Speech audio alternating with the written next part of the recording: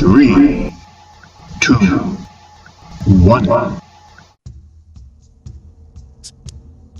Our world is a place of endless wonder. We have explored high mountains and deep jungles. We have walked on the moon and sent robots to distant planets. But sometimes the greatest mysteries are found not in the stars above, but in the deep blue waters that cover so much of our own planet. Imagine a place where the ocean hides a secret made of stone, silent and vast, resting on the seabed for thousands of years. This is the story of the Yonaguni Monument, a remarkable underwater world near the tiny island of Yonaguni in Japan. It is a place that asks us a fascinating question. Was this incredible structure carved by nature, or is it the long-lost remnant of an ancient city swallowed by the sea? The island of Yonaguni is the westernmost point of Japan.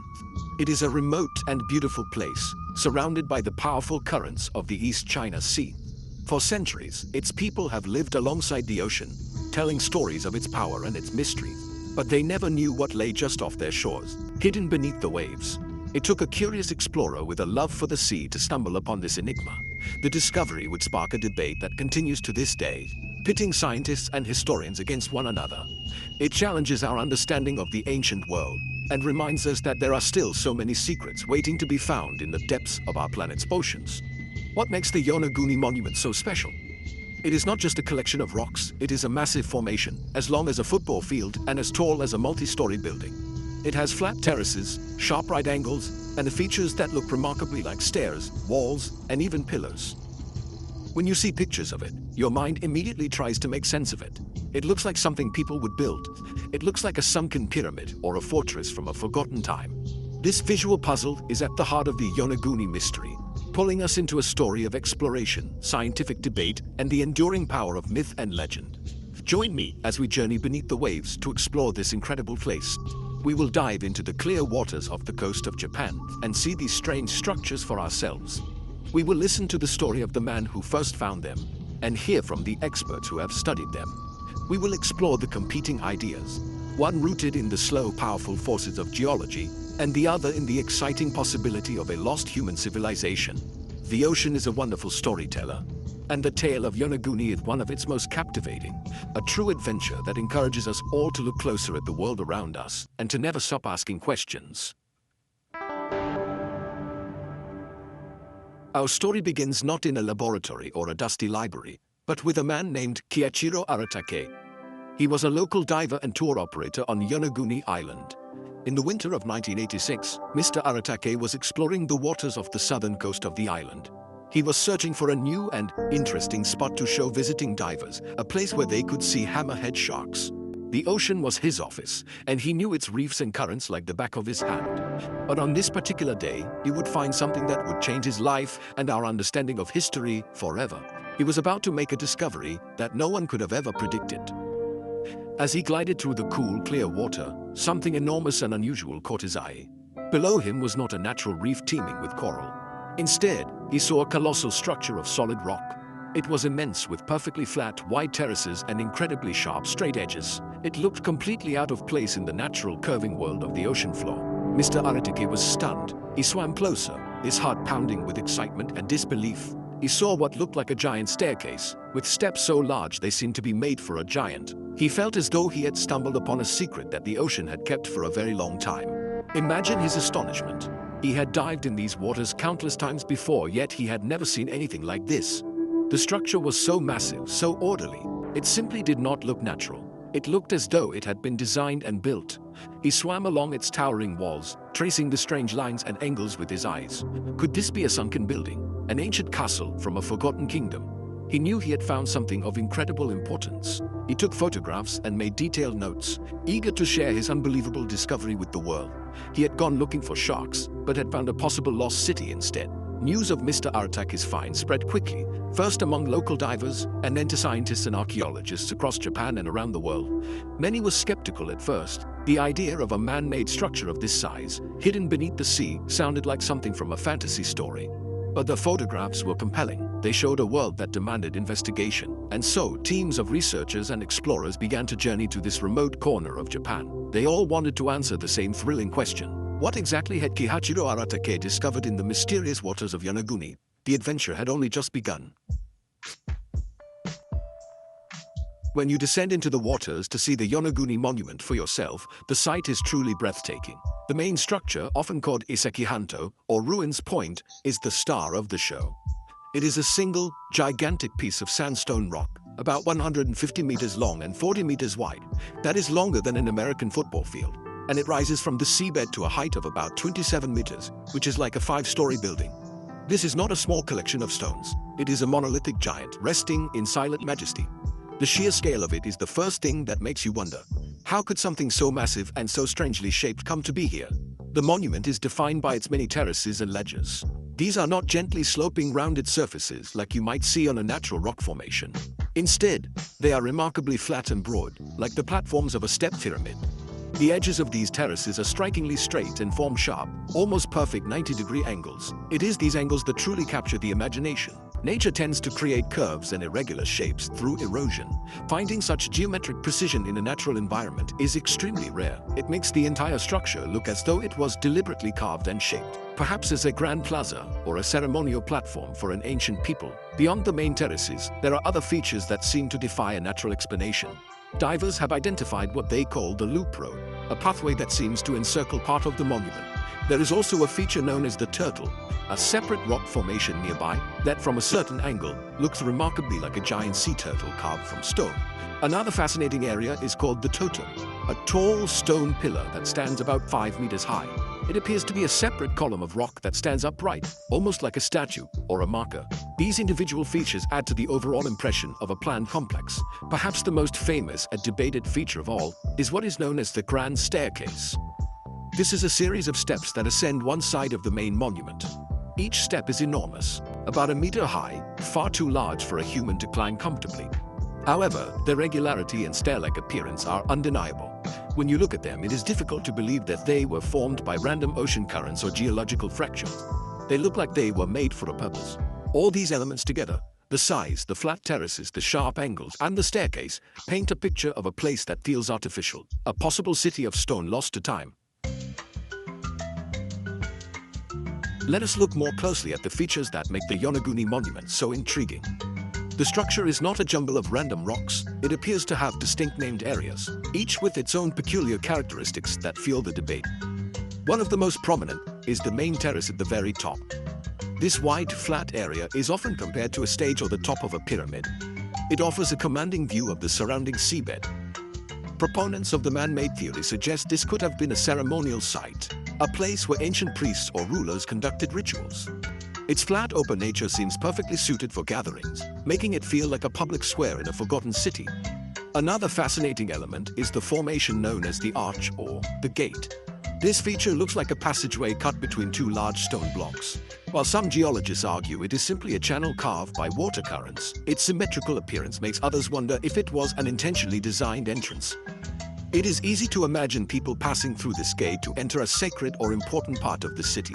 Nearby, there is a feature that has been nicknamed the stadium due to the stone bleachers that seem to rise in tiers along one side. This natural amphitheater looks like a place where spectators could sit and watch events unfolding on the main terrace below. We must also consider the smaller details that have been found. Some researchers claim to have seen what look like post holes, small regular depressions in the rock that could have held wooden posts to support a roof or other structure. Others have pointed out markings on the stone surfaces that they believe are tool marks, evidence of carving and shaping by human hands. There is even a triangular depression in the rock referred to as the triangle pool, which has two large circular holes at its end that seem too perfect to be natural. These smaller clues, while highly debated, add another layer of complexity to the mystery and strengthen the case for human involvement. All of these features combine to create a powerful illusion, or perhaps the reality, of an architectural complex. You have a main stage, a grand staircase leading up to it, a possible entrance gate, and even seating for an audience. It is this collection of interconnected and seemingly purposeful structures that makes the Yonaguni monument so much more than just a geological curiosity. It is the reason why the debate is not just about one odd-looking rock, but about an entire underwater landscape that seems to tell a story. A story of a place that was once perhaps full of life before the ocean claimed it. The central question surrounding the Yonaguni monument is simple, yet profound. Who or what created it? The scientific community is, sharply divided, and both sides present compelling arguments. On one side are the geologists, scientists who study the Earth's physical structure and substance. Most geologists who have examined the site believe that the monument is an entirely natural formation. They argue that sandstone, the type of rock the monument is made of, has a natural tendency to break along straight lines or planes. This process, known as geological faulting, can create remarkably straight edges and flat surfaces without any human intervention. These scientists point out that the area around Yonaguni is tectonically active, meaning there are frequent earthquakes and movements in the Earth's crust. They propose that over thousands of years, these powerful geological forces could have fractured and shaped the sandstone bedrock. Then, strong ocean currents, which are notorious in this region, would have done the rest. The water would have washed away the weaker, broken pieces of rock, leaving behind the more solid, block-like structures we see today. In this view, the staircases are simply horizontal layers of rock, and the walls are vertical fractures.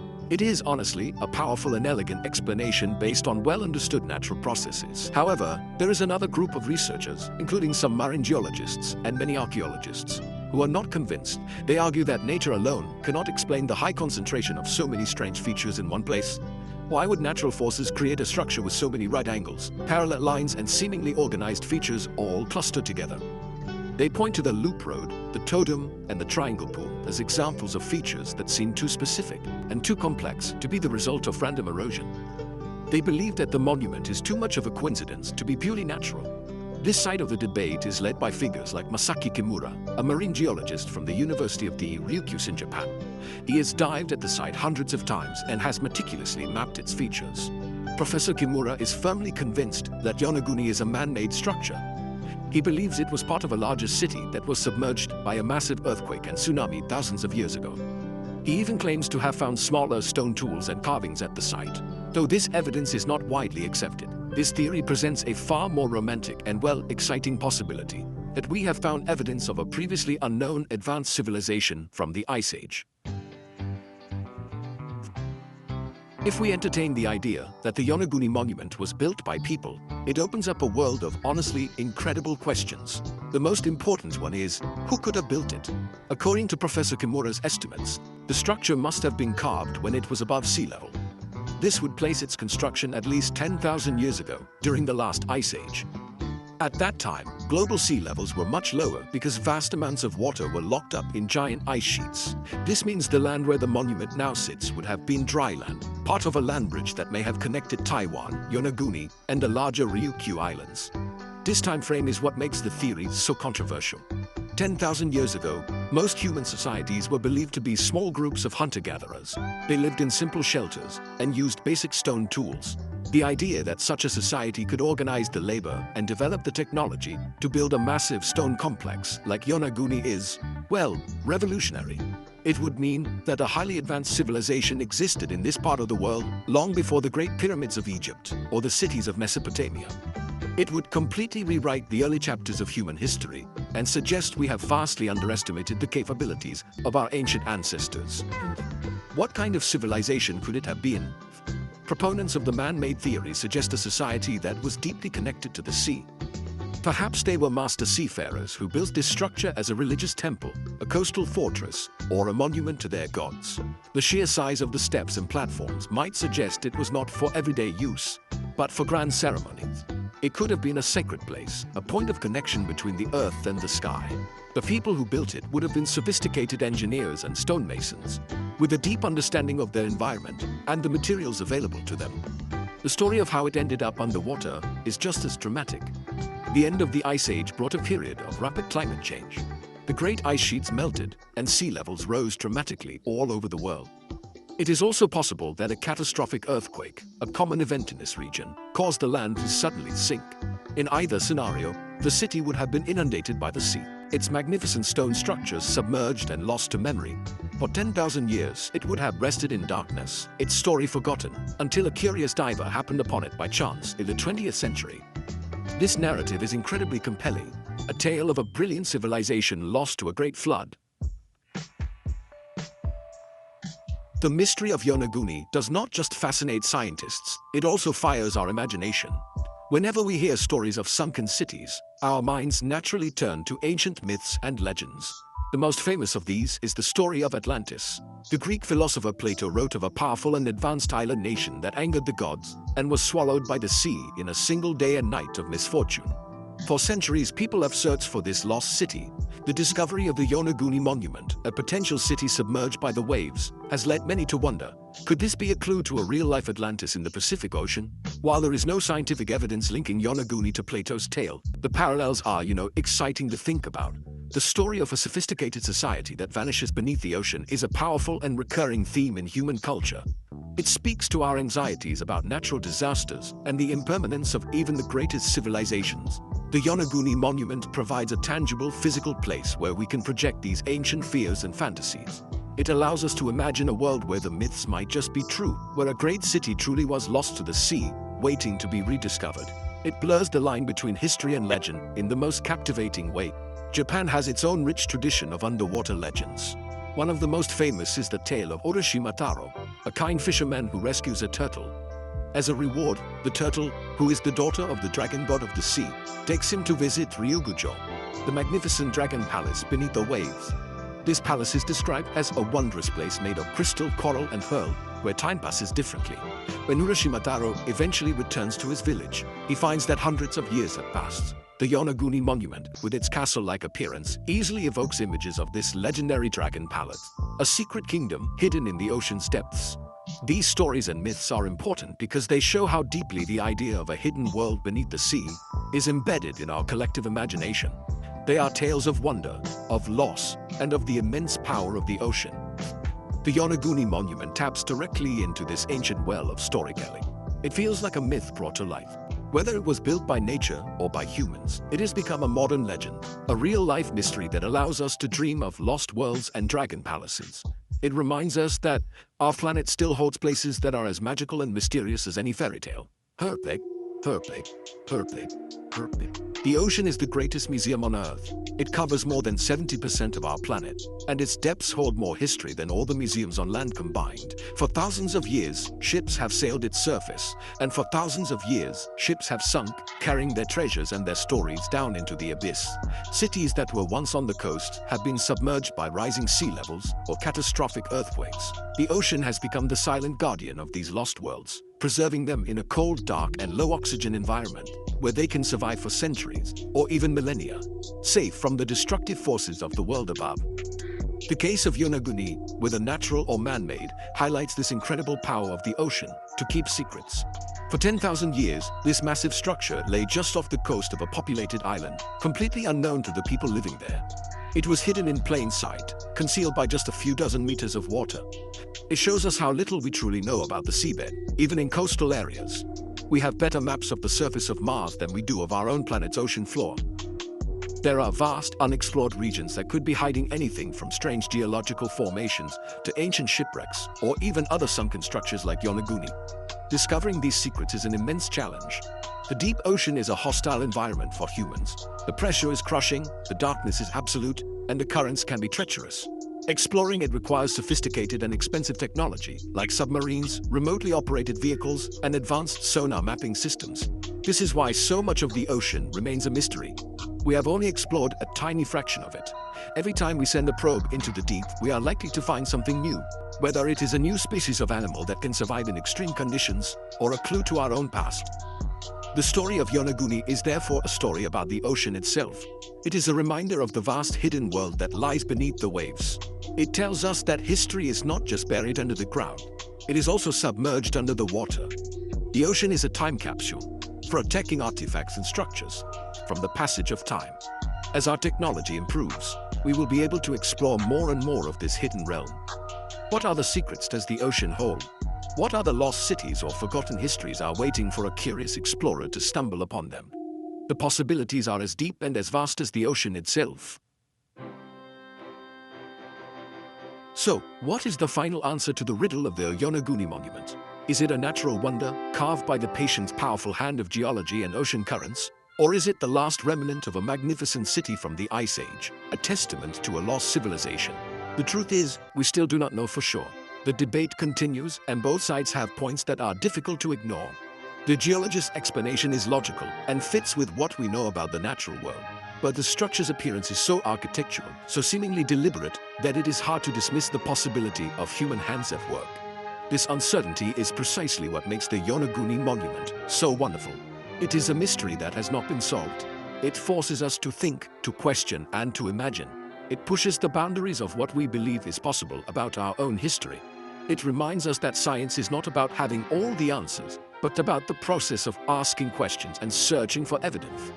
The monument is a puzzle, and it invites each of us to look at the clues and decide for ourselves what we believe. It is a grand what-if story written in stone at the bottom of the sea. The world is full of such mysteries, from the giant Nazca lines drawn in the deserts of Peru to the enigmatic statues of Easter Island. Our planet is dotted with puzzles that challenge our understanding of the past. These places spark our curiosity and inspire us to learn more about the world and the people who came before us. They are a call to adventure, encouraging us to be explorers in our own lives. Whether we are diving into the ocean, reading a book about a distant land, or simply looking closely at the natural world in our own backyards. Curiosity is the engine of discovery, and it is the most important tool we have. Never lose that sense of wonder. Keep looking at the world around you and asking questions. The story of Yonaguni teaches us that there are still incredible secrets waiting to be found, hidden in the deepest oceans and the most remote jungles. The next great discovery could be made by anyone with a curious mind and a spirit of adventure. Our planet has not yet revealed all of its marvels. The greatest adventure is the one we are all on together, quest to understand our world and our place in it. And that is a journey that will never, ever end.